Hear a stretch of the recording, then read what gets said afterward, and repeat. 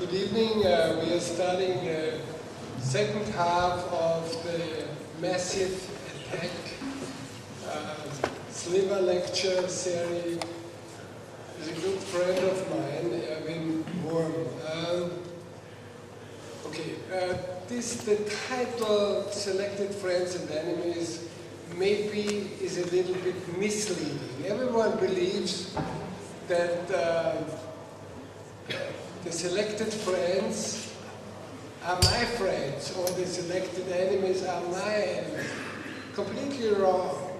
What I wanted to do is to invite not only architects for this lecture series, but also, let's say, surrounding people like artists or critics or theorists, to show that first, our school has a certain attitude, and against this attitude we have enemies or friends. This is one thing. The other thing is, I would like to show that architecture is not an isolated discipline. I know there's a lot of discussion about architecture as a discipline which is not depending on art or on philosophy or whatever. I think that's not correct. And in order to prove that, we choose a lot of artists and theorists and other not architectural bound people. You will see that also in the next lecture, which takes place on Thursday, I think. Erwin, the former curator of the Venice Architectural Biennale, will come here and talk about whatever. Erwin Wurm, I met him not directly, long time ago. I met him in a gallery. Not in a gallery, not personally in the gallery, but in an object. And this object was a house. And this house said, I'm a house. And then I figured out this is not the intention of Erwin. Erwin wants to be a house, and therefore he said, I'm a house. And I thought this is a very similar surrealistic approach to our school thinking. And we become friends, and last year we did a lecture together in London about surrealism in art and architecture. So to introduce Erwin Wurm in this school would mean that I bring Kalashnikovs to Libya, or oil to Libya, or oil to Saudi Arabia, or water to the Danube, or teacher to the school. I see a lot of foreign faces, maybe former students or friends of you. Friends. Friends. And enemies. Selected or appointed. The other thing is why I have to explain that what that means, selected friends and enemies, is that everyone I invited says, okay, Wolf, I'm your enemy, I'm not your friend. And that's easy because it's much easier to be an enemy than a friend. My friend, Erwin Wurm, please.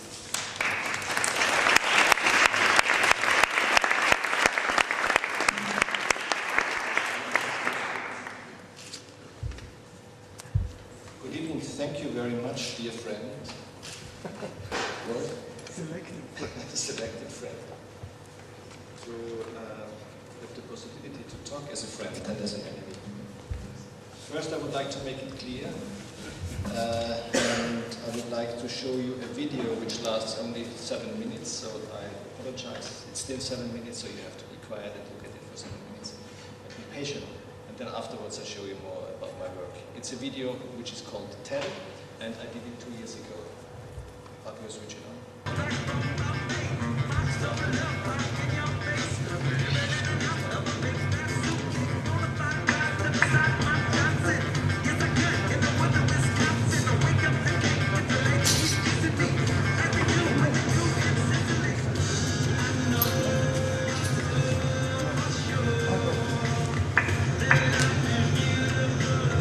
I can't stand this music.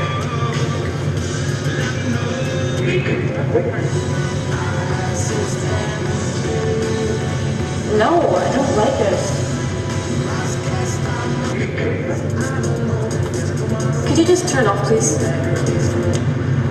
Thank you. We have this. Oh yeah, I'm not really into lists. Either you have something in your head or you just improvise. It's better with a list. It's quicker, and I don't want to lose too much time in the store. Does it take long? Hey, don't push me. Okay?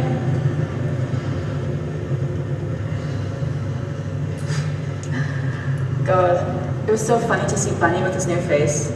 I couldn't believe it when he told me what he's gonna do. Hey, did you see him this week? I thought it was hard. No, I didn't meet him. I don't feel that good. I think the sandwich I ate was maybe too much. I see you had two. I told you. I know. Hey, you know what Marsha told me about the sandwich? About my sandwich? No, stupid. No, she told me that she heard from someone, like, if you have a sandwich and, like, you're going to eat it and you're holding it in your hand and then, like, you're about to bite into it, which I guess is, like, the really scary part because, you see the sandwich and it's, like, looking back at you, but, you can't really be sure that it's a sandwich. Like, it could be something totally different, like like a frog or a toe. What? Toe? Wow. I don't know, maybe your grandmother's toe. Oh, that is so disgusting. I mean, I already feel like throwing up. No, really. She heard about it on TV. And I like it. It's kind of funny in a way. Like maybe fuck someone. But in reality, he's like a banana milkshake. And then, you look at him, but you see a banana milkshake. It's like, oh my God, it's not him. That is so ridiculous. Why a banana milkshake? Well, that happens to be a very good reason. Scientists discovered like years ago that a banana has like 50% the genetic code of a human being. So I guess we're all half bananas. Wow. I mean, that really explains why there are so many people who love to eat bananas. I mean, like, every time you eat a banana, it means you're eating half another person. You're completely fucked up. No! I think it's totally important to be open to other ideas. It seems like this whole banana story and the sandwich story are pretty much the same. It's not. It's your weird ideas. They spoke about an unstable reality, that everything is possible. And whether you like it or not, your sandwich might be something else. Oh, please stop it. I don't want to bite in the toe of my grandmother. And like, what if we are the sandwich and the sandwich is us? I mean, that would mean that I'm your grandmother's toe. Jeff, you are so bizarre today. No, I'm just realistic. In reality, it's always concrete. No, it's coincidence what you bite into. It's coincidence or luck or bad luck. Yeah, okay, right. Like how lucky my cat is that he has 2 holes in his fur exactly where his eyes are. How great would that be if my cat had holes in other parts? What about the hole in the eggs? Don't be so banal. Oh, really, Steph, you have the power to confuse me with all these banana stories and sandwich stories. I mean, that makes me feel strange. Oh, please. No, you're losing intensity. If you keep going on like this, you're just going to melt away into liquid. The essence of liquid is way stronger than any solid. It's the same with ideas. They're constantly fighting against each other, which creates, without interruption, these like brand new interfaces. But the liquid ones, they always win in the end. They'll redeem you. I think your dick and your ideas have a lot in common. Yeah, they're great. Honestly, Steph. I mean, you make me sick. You and Marsha seem to live in the same consistency. In your own reality. Together with your dog. With your grandmother. See, we have a collective reality.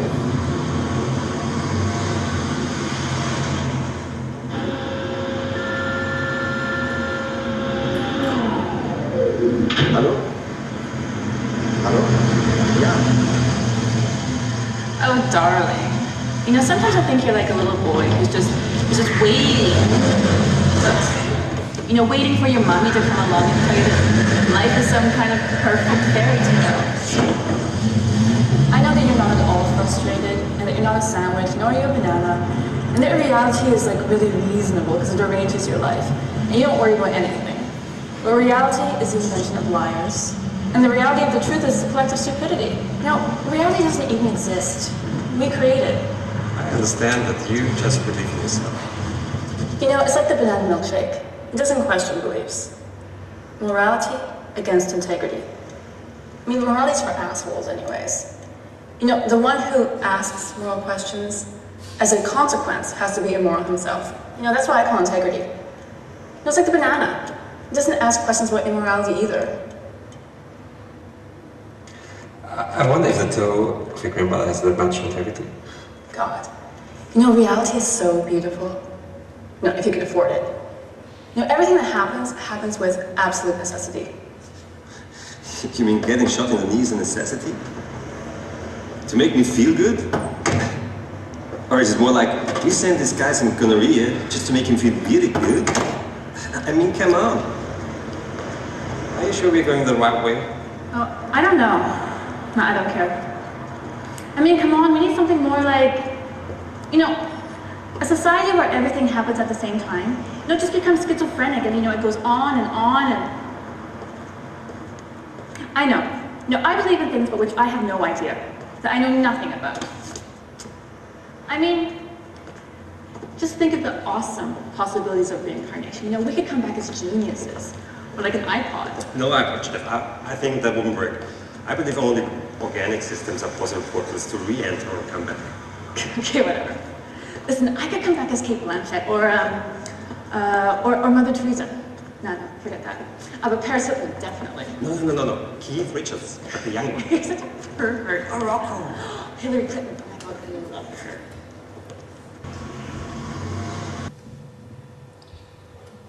Das ist eine Arbeit von 1982. Sie ist etwa so groß, ist wie ein Knödel, wie so ein Semmelknödel. Und ich habe einige Jahre davor versucht, die Auftragsprüfung zu machen für Malerei. Oh, sorry, I'm speaking German. I tried to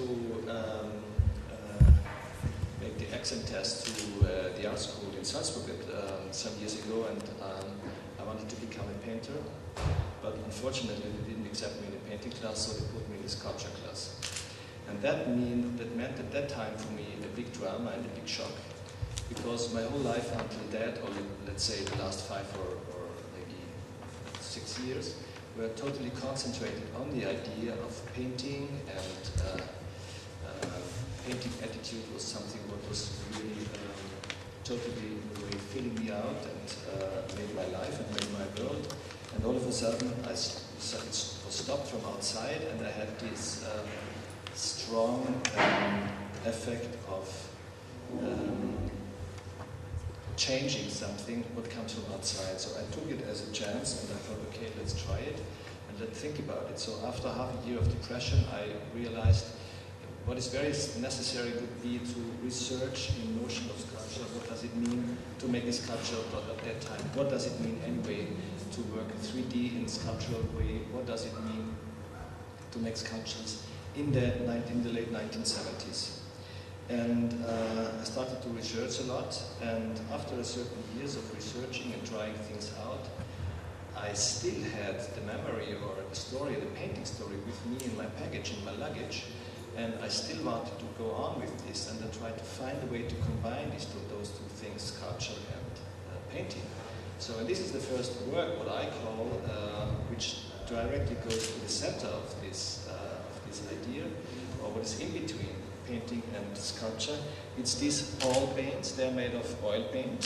So again, as I said, they're little balls made of oil paint, and it's more or less like if somebody would just scratch painting of the surface of a painting away and made a ball with it. So I transferred the painting, which is normally used in two-dimensional ways, and made a sculpture out of it. This was 10 years later. It's me fat. It's a picture which is done in between half an hour or an hour. And this is 20 years later. It's still the same ideas, it's still the same story. Now I go back to the more or less the beginning, which started, or which was interesting for me, declining in a way the possibility of possibilities of sculptural ideas from two to three-dimensional mass, volume, emptiness, fullness, time also. So different venues or different issues which were important for me. And when you think about Roman or Greek sculpture, bronze casts or brass casts, you see a person, you see a horse standing in front of you, very big sizes, but they always consist only of a very thin, very, very thin layer of cast material. Mostly, the really good casts are mostly 1 millimeter thick. Thin, so it's very thin. And the real space under it is hollow, it's empty, it's missing. So the sculpture is more or less defined by the skin. I tried to go on with this idea, and I tried to ask questions myself. What is also another skin? What's the next skin above us? And of course it's the clothes. And one of the next skins would be the house. So for that reason I was more or less floating slowly to these house ideas also, which came up later. This was the one line, more or less, this idea, the idea of what a sculpture could be and the notion about sculpture. The second one was an economical reason and a social reason. I found myself in a situation after finishing my studies that I had no money at all and that I wanted to become an artist, and I did not want to get any job or to have to do any job to make my living, my monthly payment. So I thought what I have to do is to start with a very, very low costs and low materials. So I started to work with materials which other people threw away. I actually started with wood. I was close working to a wood shop where they made furniture, and I was able to use this wood, and I started to make figures with it, classical figures. And the next step was to change the studio to another place, and there I found a factory which produced cans. So the next material was clearly, I used all these cans, which more or less, when you have a can, a bucket or whatever, you can put volume in it, you can put a mass in it, like you can put water in it, then you have the mass. But the mass is defined again by a skin, by a very, very thin layer of something, material or plastic or whatever. And then I came to these clothes pieces. And clothes, as I said, is in a way a second skin, and I started to transform this and to make experiments with it, with friends, like what you see here. It's normal sweaters, and a person I know close from my surroundings. And we started to play with this. And what was interesting for me also, I wanted to show the movement when you have someone in a piece of clothes, and I asked them to stand quiet for 20 seconds. So you see still the person is moving a little bit, and this was important for me to show that the public could realize, okay, there's someone behind it and someone under it, and that it's not stiffed out with whatever material. So and this brought me directly to the video. From the very beginning until today, I was interested to work on a very wide range of ideas on materials and issues. I started to work with real 3D sculptures, with video like this, and later on with photography, when I realized those images are quite interesting and I even don't need the video to realize this work. I could even go directly and picture these images by the camera. Then I made also drawings, and I made books and performances later. Back to the early 80s, it was actually mid to late 80s, I was asking all these questions about how can I combine the daily life, the notion of daily life, what I'm interested in, which came through the materials at first and then later to questions. How can I combine the daily life of the art world with the idea of sculpture and with the idea of psychology and philosophy? And I started to make these objects which are related to a pedestal, podest. So I started to make pedestals for clothes. Here is an example. You see a coat, and I made a special pedestal which fits exactly for the coat. So the coat was covering the pedestal. It's the same here. You see an example of different pieces. In the middle you see a garbage can, which I turned around the pedestal and I hanged a sweater in it. So you have 3 holes, the 2 holes of the arm and 1 hole for the neck. And basically the people could split the litter, could put the garbage in it, and you could separate it. And I made this for outside, so I used a metal, and I used a sweater which was filled with polyester. And it was actually really installed outside in Krems for some years, and then slowly they got stolen and disappeared into the public. From the very beginning, when I made these sculpture, these sweater pieces with people who were dressed with these sweaters and just performing for a few seconds, I realized that my pieces have a beginning, like every art piece, but they also have an end included, which became very important for me. And that means the sculpture was existing for a very short period of time. And through the years, this time became shorter and shorter. And on a certain moment, I decided to call these 1-minute sculptures, which became, in a way, I wanted to create a brand mark in a way, and it happened. It was, something very interesting was happening because all of a sudden,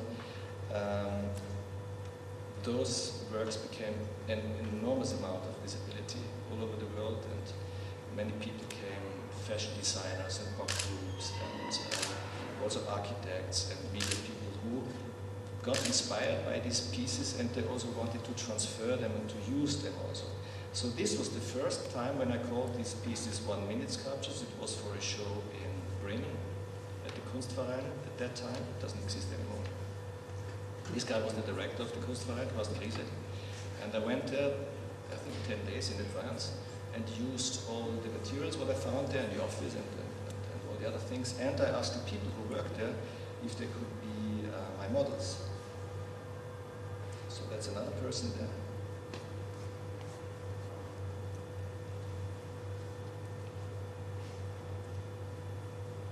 So then, but then I thought, okay, it's not enough to only concentrate on the art world and to combine these works with gallery or a museum world. I would like to step out of it and to create things outside for the public. I was always very much interested in the public space. And now, today, I work a lot for the public space, but not as usually as normal sculptors do. They make they make sculptures for streets or places or houses or whatever. I am much more interested in the public space, which is created by the media, like magazines, newspapers, MTV, video, and so on. So this picture was when I think it was in Cahors, I don't remember. It was a show in south of France, and I asked the organization, the institution, if they could put a newspaper advertisement in the magazine, in the daily magazine, quite several daily magazines, and asked people if they could, join me as volunteers and be my models. And several people called, and from different social levels, it was really amazing because they were offered nothing, they didn't get paid. At that time, nobody knew my work, so it was really obvious that they got, I don't know, treated by something, and I didn't know what it was. But recently, slowly, I realized they wanted something from me, and I wanted something from them. For example, this guy, he was a bank manager of a bank, actually behind in the image, the windows. You see the bank, it was a bank and a filiale, more or less. And he came and said, I have this idea, I would like to make this picture, and is it possible if you could do it this way? So that meant I did not follow my idea, but I started to accept also ideas from the public, from the people with whom I was working with, and in a way they influenced also the work, because it became very psychological and very philosophical and very dependent on a certain social group, on an area, on a city, on an apartment, or on a personal history, on a family, and so on. So, for example, this was the elderly woman called me and said, I would be interested if you could picture my daughter. This is the daughter, because she wants to become a model, and it would be great if you could be in one of your images. And my father, my husband, by the way, is the police officer of the city, so it's an important man. And we have built this new house. So I started to create and bring all this together. So it's called the police officer's family wearing one of his jumpers. That's his sweater. And now jump. There will be several jumps in the images, I'm sorry. Later on, I wanted to create work where the public can participate. The 1-minute sculptures became performative sculptures, as an invitation to the public. I mostly made drawings connected with objects, and the people were invited to realize the pieces after my instructions. Like this piece, for example, is called The Idiot, and that's, actually it's another piece, but it's also a chair, so there are several chairs. And this is the drawing, the instruction drawing, what you can see. This is a chair by Oswald Hertel, and this is a chair by Roland Reiner. So the idiots, which stayed in Austria and did not move her ass and moved out of Austria, they became internationally famous. This piece was called, I don't remember, sorry. This was another performative piece where you had the two books. This one was shown in Japan. It was very successful in Japan. It's that's the drawing. Let's stand there. And it was called Fear, Angst. It's more a man story. This is a series which is called Instructions on How to Be Politically Incorrect. This is called 2 Ways of Carrying a Bomb. So it could be biological, it could be sexual, it could be also a bomb. And this was interesting, so this multi-perspective on a certain image and this changeable view, this changeable readability of something, what I found interesting. This was called the inspection. Let's spit in someone's soup. And then I was asked also again several years later for the European Soccer Championship in Vienna. I think it was 2006 or something, or 2008, I don't remember. The city of Vienna asked several artists if they would agree and make a proposal for sculptures, for outdoor sculptures. And I thought, okay, this would be a good idea, and I offered them this little car.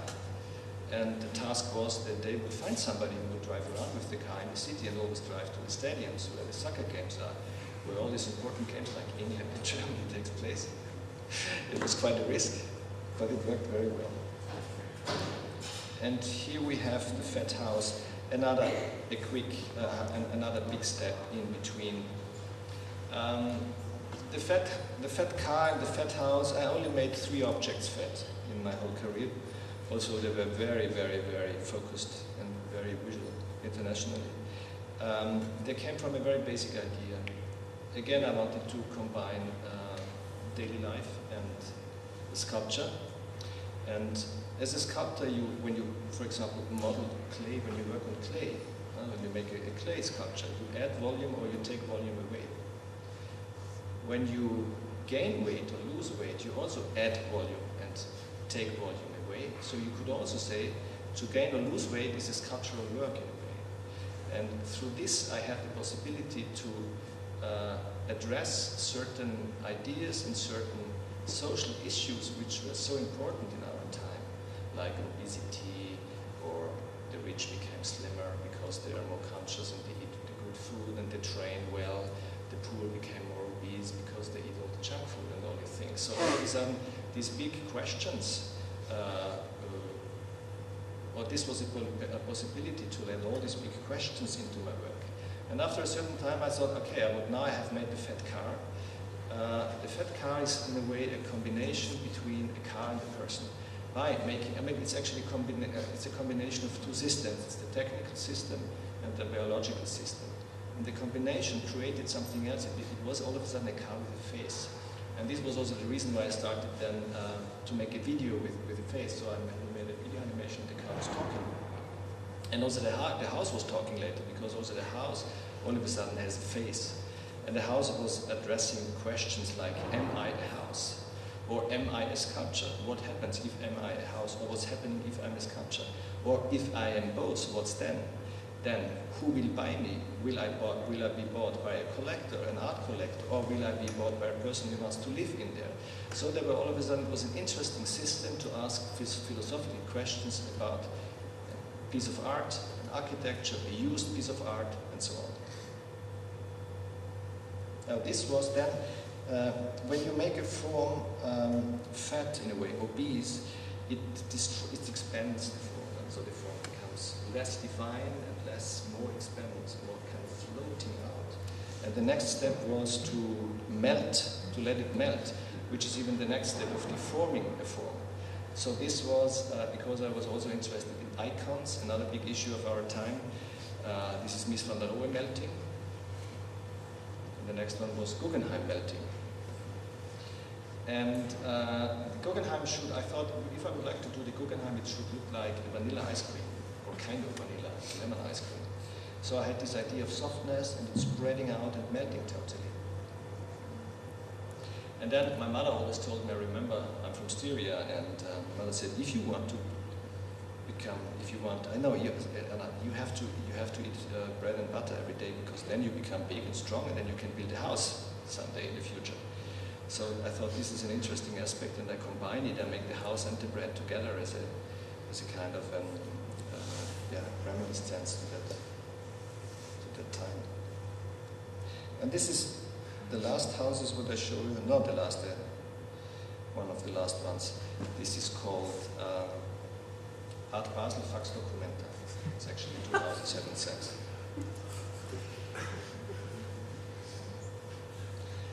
And then I found it, when I was a young boy, there was this Uri Geller. I think some people around the audience would remember Uri Geller. It was this guy, he was from, I think he was from Israel, and he was able in those TV shows to bend spoons in front of the public. He said, he took a little spoon and said, okay, now everybody concentrates, you have to help me in the public, TV public. You have to help me to 1 million visitors, and we spent this spoon now, and everybody was closing his eyes and trying to help him, and it worked. The spoon was really bended great, and I thought this would be fantastic, because what I did on the 1 minute sculptures, I tried to combine ideas and physical reality. When always somebody, a person, was realizing one of my pieces, there were little texts, and they had to think about Spinoza, who was writing about the free will. He said the free will doesn't exist, and a philosopher from the Renaissance. Or I thought you have to hold your breath and think about Montaigne, and Montaigne was one of the first who wrote about the world only about writing about himself. It's also what an artist is more or less doing. And I was very much attracted by the idea of physical power, of psychological power, spiritual power, and changing reality through this power, also physically in a way. And I thought, okay, I called Uri Geller and asked him if he could bend the bus. I called him, I could never reach him, unfortunately. But I reached this guy here. It's an Indian yogi on the right side, and he said, yes. We had an email conversation. He said, yes, I can bend the bus, no problem. You have to send me $2,000 and a business class ticket and a camera, and we bend the bus. Here's the bus. This was another piece which is called Me on LSD. This is, yeah. And then, again, parallel. So, as I said at the beginning, I was always working on, I must say, from after the first 5 years, I have more or less expressed my vocabulary. And I tried to work on, to go on with different materials and with different ideas and different set of ideas at the same time. So there were the 3D sculptures on one side, there were the videos on the other side, the photography, the drawings, the text works, performatives, and so on and so on. And also the sweater pieces, which was still interesting for me. And I thought it would be interesting to bend, to stretch a sweater over a painting, over a canvas. Painting came back. So it still was there, and color was always important for me. So I was more or less dressing the canvases for a time, and then I started to make canvas, to make sweaters for a canvas. So I took a very big canvas, as you can see here, and put this big yellow sweater at 3 meters long, and all of a sudden it transferred very easily into something abstract, into something. It transferred also very easily into, for example, landscape painting. When you look at this, it could also be the landscape and the sun, or something else. And then the next step was, okay, I thought it would be nice to make sweaters for architecture. And I was invited to make an installation in this house of Hajduk. Hajduk, is this the right name? Wolf? Hajduk, yeah, this famous architect from the 50s, who built these houses. He was an American architect, and he built this house in Holland. And it was important for me because as a boy and as a young man, I was very influenced by comic strips, and later on by science fiction and comic strip. And still I found this very interesting as a starter of my work, and as in a way to look at the world from this perspective. And the houses of Hajduk looked like the houses of Donald Duck or the houses in Walt Disney's. And this is actually one of his houses, and they made this ceiling, so it's a big stretched sweater piece on the ceiling, and the arms are hanging down. Those are the two curators there, the director and the woman who helped him, the curator, and they had to wear this knitwear suit and dresses and shirt and shoes, and the wall is also covered with knitwear, also the heating and the telephone.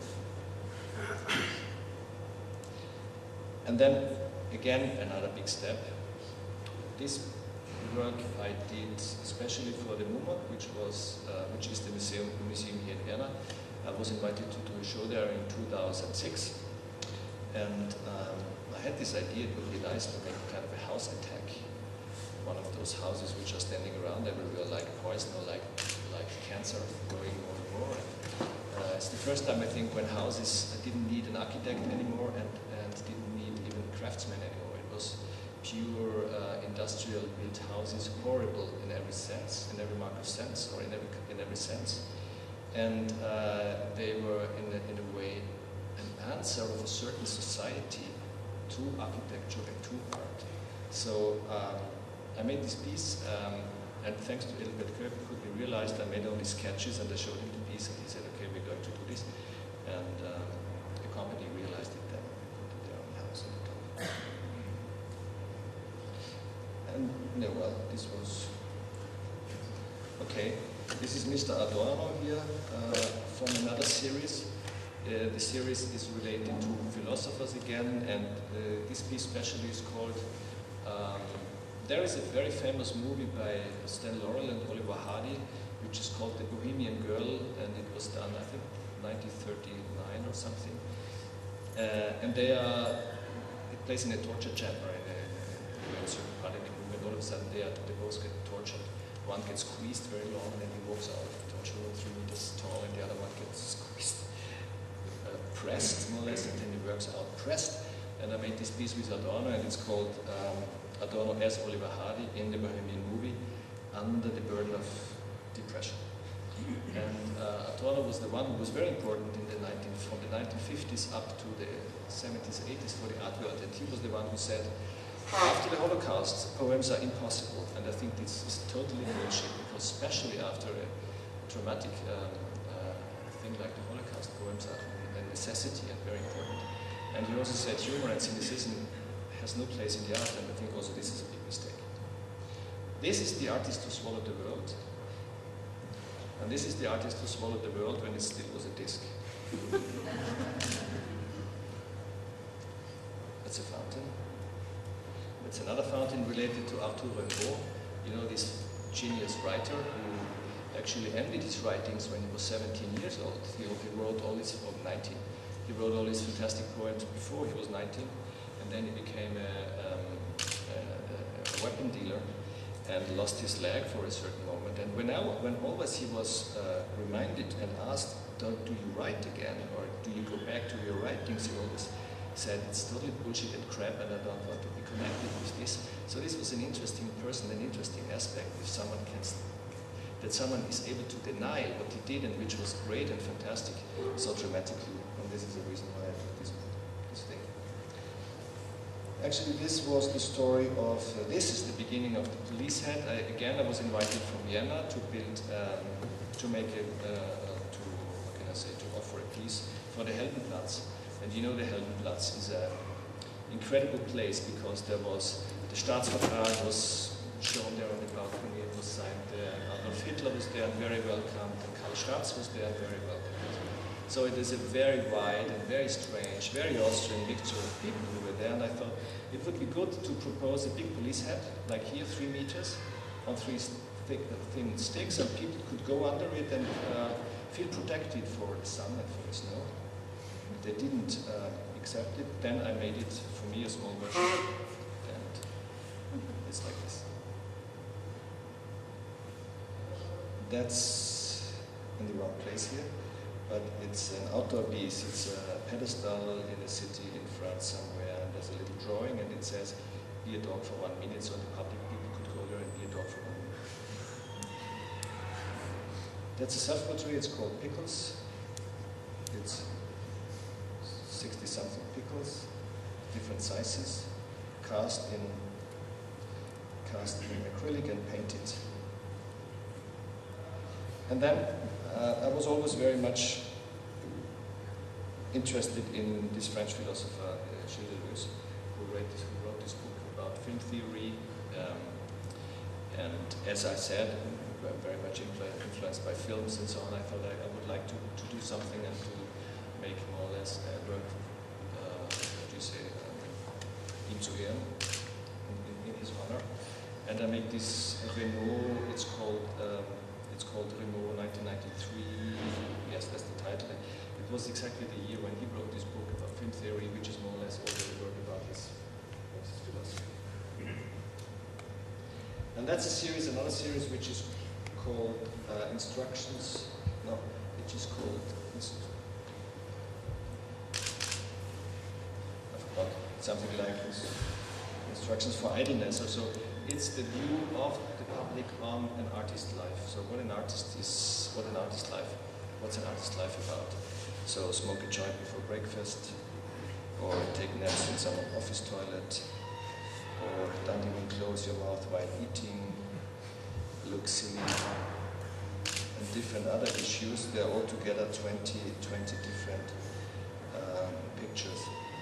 Back now, the work mostly goes in big circles and goes back and forward, and I try to always renew the work parts of it and to try to open another door. This work is related to the very beginning. I told you when you remember the Roman or the Greek sculptures and the material what they used, the cast, the skin defines the sculpture, and here I made a person more or less which is really defined by the clothes. It's also a cast, and the part of it is dressed in their real clothes. And this is also another piece like this. It's called Hoodie. Those are two sculptures. They are called Anger Pump and Envy Pump. They're from another series. And this, I tried last year, I tried to relate some pieces to the early 80s when I made these videos with the sweaters and the lower pieces. At that time I used the video to transform the piece, to get it out of this very short living and to try to get to transform it. And then I was always looking for a way to realize them in 3D. It was never possible unless I would have made them by hand, as I didn't want. But now since some years, the scanning exists and the phrasing exists, so I did this, and it was interesting because all of a sudden it got another switch and it got another turn, and I liked it anyway. Although I must say I stopped it again, because by scanning it's such an easy method, like, and remember the early 70s when everybody got a video camera and everybody made these games with a video camera. There's so much bullshit also there, because it's just gaming around with playing around with something, and just later on when it became more advanced, the picture became really good, except some early examples. So I think the same thing will happen now, that there will all of a sudden a big flood of sculptures done very easily and very quick. Many of them will be very bad. Like remember on the painting areas when all of a sudden everybody projected painting dias on the canvas and was copying more or less the canvas, copying the dias on the canvas. Most of these people, most of these paintings you can forget very, very, very quick. Again, back, related to the early pieces.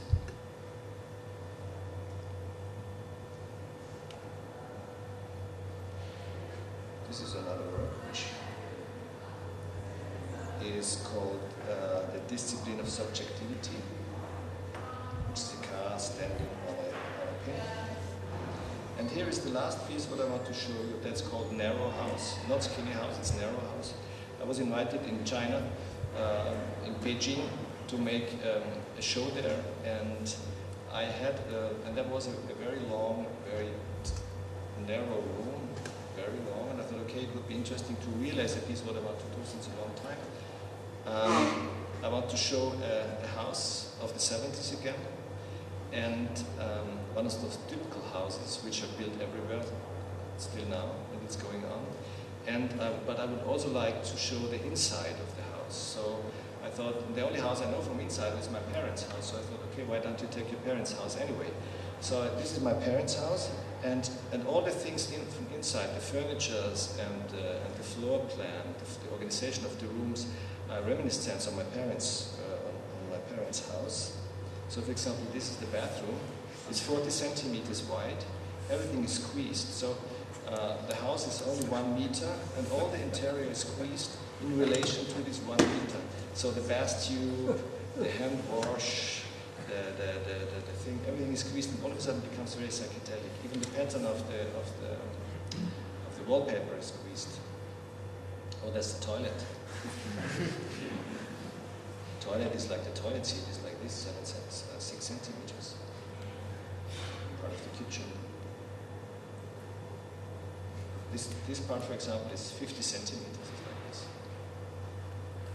So, but what's important? This is 1 meter. It looks wider. Photography was not possible to make to bring the how can I say to show the attraction when you go into this house and you feel very squeezed and you feel claustrophobic in your way. It was not possible to show this through photography. So actually, you have to go into this house and you have to experience to be there. This was the living room. The living room was 80 centimeters. And this is the last thing. These are furnitures from the 30s, from the 40s.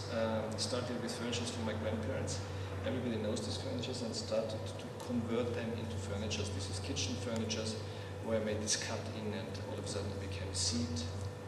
And those are two furnitures, two große Kästen, which could be opened actually, and then one is a bed in and another one is a bar in, so you can either drink and then sleep on the other. That's it. Thank you very much.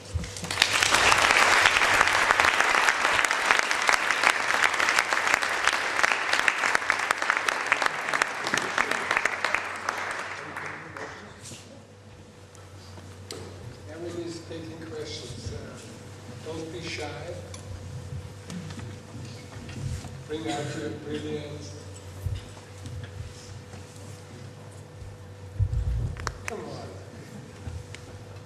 I thought this is a good school. Yeah, okay. If you do an art piece in China, is there something you would like to address, so in a political way, or is it just? I did.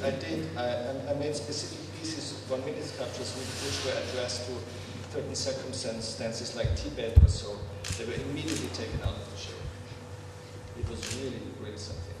So everybody was very nice, very polite. Everything was possible to produce everything. It was great to work with. But if there was a little, the tiniest political addressing of something, it was taken out very politely. They found it with. They said, "Oh, we are very sorry. Today we cannot do this because the people who had to take care for this, they're not there. So we have to take it out because then nobody cares for it." So it was out.